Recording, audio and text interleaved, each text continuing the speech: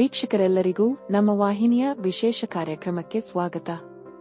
ಇವತ್ತಿನ ಈ ವಿಡಿಯೋದಲ್ಲಿ ನಾವು ವರ್ಷ 2024ರ ಮಾರ್ಚ್ ತಿಂಗಳಿನ 30 ಮತ್ತು 31ನೇ ತಾರೀಕಿನ ದಿನಗಳ ಮೇಷರಾಶಿಯ ಫಲಗಳನ್ನು ತಿಳಿದುಕೊಳ್ಳಲಿದ್ದು, ಇಲ್ಲಿ ಈ ದಿನಗಳು ಮೇಷರಾಶಿಯ ಜಾತಕದವರ ಪಾಲಿಗೆ ಹೇಗೆ ಸಾಬೀತಾಗಲಿವೆ, ಜೊತೆಗೆ ಈ ದಿನಗಳಂದು ಗ್ರಹ ನಕ್ಷತ್ರಗಳ ಸ್ಥಿತಿಗತಿಗಳು ಹೇಗಿರಲಿವೆ ಮತ್ತು ಇವುಗಳ ಪ್ರಭಾವ ಇಲ್ಲಿ ಮೇಷರಾಶಿಯ ಜಾತಕದವರ ಪಾಲಿಗೆ ಹೇಗೆ ಸಾಬೀತಾಗಲಿದೆ ಅನ್ನೋದೆಲ್ಲವನ್ನ ಇಲ್ಲಿ ವಿಸ್ತಾರ ರೂಪದಲ್ಲಿ ತಿಳಿದುಕೊಳ್ಳೋಣ.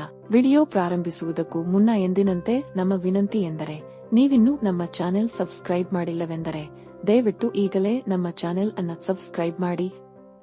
ಜೊತೆಗೆ ನಿರಂತರ ವಿಡಿಯೋ ಅಪ್ಡೇಟ್ಸ್ಗಳಿಗಾಗಿ ತಪ್ಪದೇ ಪಕ್ಕದ ಬೆಲ್ ಐಕಾನ್ ಬಟನ್ ಕೂಡ ಕ್ಲಿಕ್ ಮಾಡಿ. ವೀಕ್ಷಕರೇ, ಇಲ್ಲಿ ಮೊದಲು ಈ 2 ದಿನಗಳ ದೈನಿಕ ಫಲಗಳನ್ನು ತಿಳಿದುಕೊಳ್ಳುವುದಕ್ಕೂ ಮುನ್ನ ಈ 2 ದಿನಗಳ ಗ್ರಹ ನಕ್ಷತ್ರ ಮತ್ತು ಇಲ್ಲಿ ಉಂಟಾಗಲಿರೋ ಯೋಗಗಳ ಕುರಿತಾದ ಮಾಹಿತಿಯನ್ನ ತಿಳಿದುಕೊಳ್ಳೋಣ.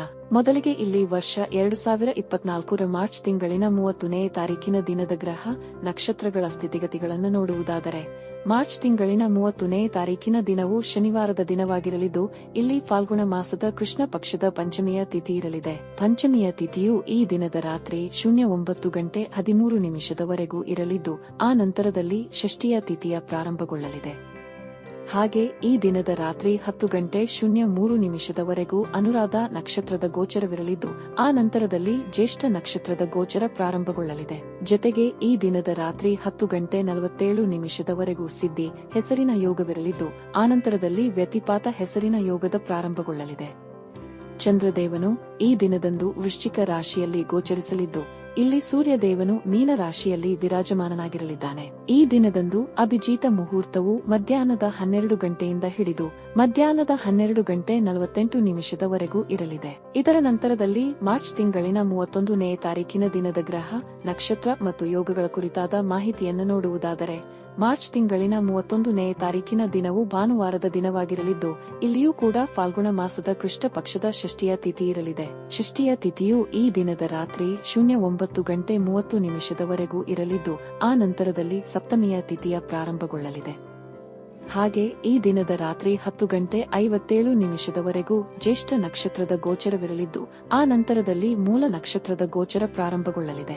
ಜೊತೆಗೆ ಈ ದಿನದ ರಾತ್ರಿ 09 ಗಂಟೆ 53 ನಿಮಿಷದವರೆಗೂ ವ್ಯತಿಪಾತ ಹೆಸರಿನ ಯೋಗವಿರಲಿದ್ದು, ಆ ನಂತರದಲ್ಲಿ ವರಿಯನ್ ಹೆಸರಿನ ಯೋಗದ ಪ್ರಾರಂಭಗೊಳ್ಳಲಿದೆ. ವಿಶೇಷವೆಂದರೆ ಈ ದಿನದಂದು ಸರ್ವಾರ್ಥ ಸಿದ್ಧಿ ಯೋಗ ಜೊತೆಗೆ ರವಿಯೋಗವೂ ಕೂಡ ಇರಲಿವೆ. ಇನ್ನು ಚಂದ್ರದೇವನು ಈ ದಿನದ ರಾತ್ರಿ 10 ಗಂಟೆ 57 ನಿಮಿಷವರೆಗೂ ವೃಶ್ಚಿಕ ರಾಶಿಯಲ್ಲಿ ಗೋಚರಿಸಲಿದ್ದು, ಆ ನಂತರದಲ್ಲಿ ಧನು ರಾಶಿಗೆ ಪರಿವರ್ತನೆಗೊಳ್ಳಲಿದ್ದಾನೆ. ಇಲ್ಲಿ ಸೂರ್ಯದೇವನು ಮಾತ್ರ ಮೀನ ರಾಶಿಯಲ್ಲಿಯೇ ವಿರಾಜಮಾನನಾಗಿರಲಿದ್ದಾನೆ.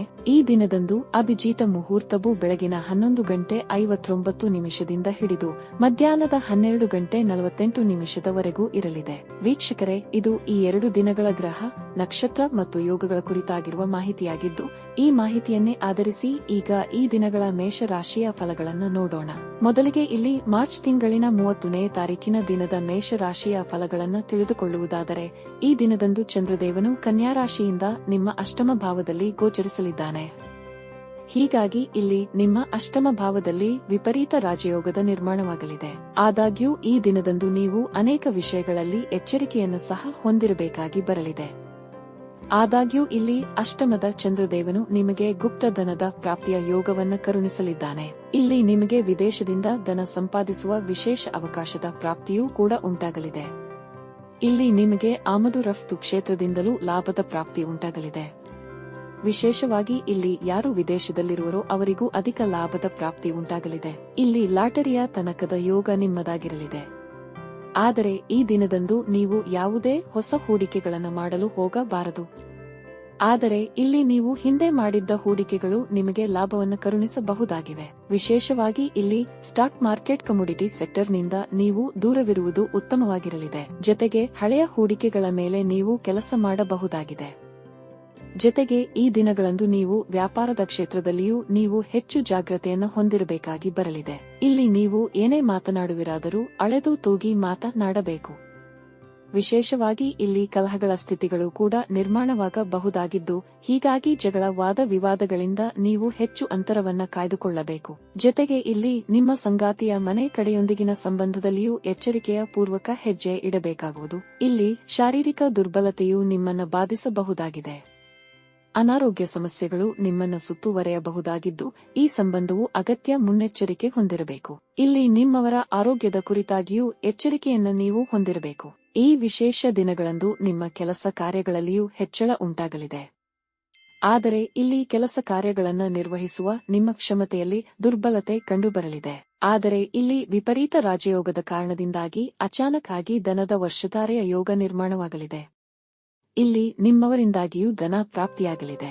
ಇನ್ನು ಇದರ ನಂತರದಲ್ಲಿ ಮಾರ್ಚ್ ತಿಂಗಳಿನ 31ನೇ ತಾರೀಕಿನ ದಿನದ ಕುರಿತಾಗಿ ನೋಡುವುದಾದರೆ, ಈ ದಿನದಂದು ಕೂಡ ಚಂದ್ರದೇವನು ವೃಶ್ಚಿಕ ರಾಶಿಯ ಮೂಲಕ ನಿಮ್ಮ ಅಷ್ಟಮ ಭಾವದಲ್ಲಿ ಗೋಚರಿಸಲಿದ್ದಾನೆ. ಹೀಗಾಗಿ ಈ ದಿನದಂದು ನಿಮಗೆ ಒಂದಿಷ್ಟು ತಾತ್ಕಾಲಿಕ ಹಿನ್ನಡೆ ಉಂಟಾಗಬಹುದಾಗಿದೆ. ವಿಶೇಷವಾಗಿ ಈ ದಿನದಂದು ನಿಮಗೆ ತಲೆನೋವಿನಂಥ ಸಮಸ್ಯೆಗಳು ಕೂಡ ಬಾಧಿಸಬಹುದಾಗಿವೆ. ಇಲ್ಲಿ ನಿಮಗೆ ಮಾನಸಿಕ ಚಿಂತೆಯ ಜೊತೆಗೆ ಹಳೆಯ ರೋಗಗಳಲ್ಲಿ ಉಲ್ಬಣತೆಯೂ ಕೂಡ ಉಂಟಾಗಬಹುದಾಗಿದೆ. ಆದರೆ ಇದರ ಜೊತೆಗೆ ಈ ದಿನದಂದು ಕೂಡ ನಿಮಗೆ ಗುಪ್ತಧನದ ಪ್ರಾಪ್ತಿಯೂ ಕೂಡ ಉಂಟಾಗಬಹುದಾಗಿದೆ. ವಿಶೇಷವಾಗಿ ಇಲ್ಲಿ ನಿಮ್ಮ ಸಂಗಾತಿಯ ಮನೆಯವರ ಸಫಲತೆ ನಿಮ್ಮ ಸಂತಸಕ್ಕೂ ಕಾರಣವಾಗಿರಲಿದೆ. ಅಲ್ಲದೆ ಈ ದಿನದಂದು ನಿಮಗೆ ವಿದೇಶಿಯ ಯಾತ್ರೆಗಳಿಂದಾಗಿ ಲಾಭದ ಪ್ರಾಪ್ತಿ ಉಂಟಾಗಲಿದೆ. ಆಮದು ರಫ್ತು ಕ್ಷೇತ್ರದಲ್ಲಿಯೂ ಧನಲಾಭದ ಯೋಗವಿರಲಿದೆ. ಇಲ್ಲಿ ಅಚಾನಕ್ ಆಗಿ ನಿಮ್ಮ ಸಿಕ್ಕಿಬಿದ್ದಿದ್ದ ಹಣವೂ ಕೂಡ ಮರಳಿ ನಿಮ್ಮ ಕೈ ಸೇರಬಹುದಾಗಿದೆ.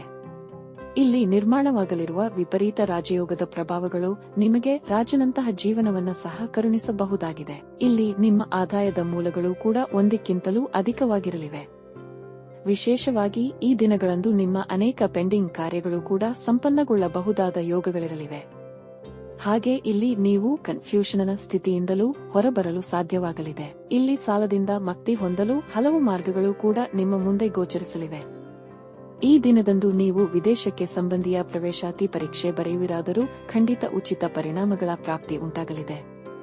ಇಲ್ಲಿ ನಿಮಗೆ ವಾಹನದ ಸುಖವೂ ಕೂಡ ಲಭಿಸಬಹುದಾಗಿದೆ ಅಥವಾ ಆಭರಣಗಳ ಖರೀದಿ ಸಾಧ್ಯವಾಗಲಿದೆ.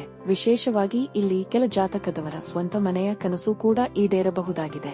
ಇಲ್ಲಿ ವಿದ್ಯಾರ್ಥಿಗಳಿಗೆ ಒಂದಿಷ್ಟು ಮಿಶ್ರ ಫಲಗಳ ಪ್ರಾಪ್ತಿ ಉಂಟಾಗಲಿದೆಯಾದರೂ ಯಾರು ವಿದೇಶದಲ್ಲಿ ವ್ಯಾಸಂಗ ಮಾಡುತ್ತಲಿದ್ದಾರೋ ಅವರಿಗೆ ಮಾತ್ರ ಭರಪೂರ ಶುಭ ಯೋಗಗಳು ಲಭಿಸಲಿವೆ. ಇನ್ನು ಲವ್ ರಿಲೇಶನ್ಶಿಪ್ ಮತ್ತು ಮ್ಯಾರಿಡ್ ಲೈಫ್ ಕೂಡ ಇಲ್ಲಿ ಹೆಚ್ಚು ಕಡಿಮೆ ಉತ್ತಮವಾಗಿರಲಿದೆಯಾದರೂ ಅಲ್ಲಲ್ಲಿ ಕೊಂಚ ವಾಗ್ವಾದಗಳು ಕೂಡ ಉಂಟಾಗಬಹುದಾಗಿವೆ.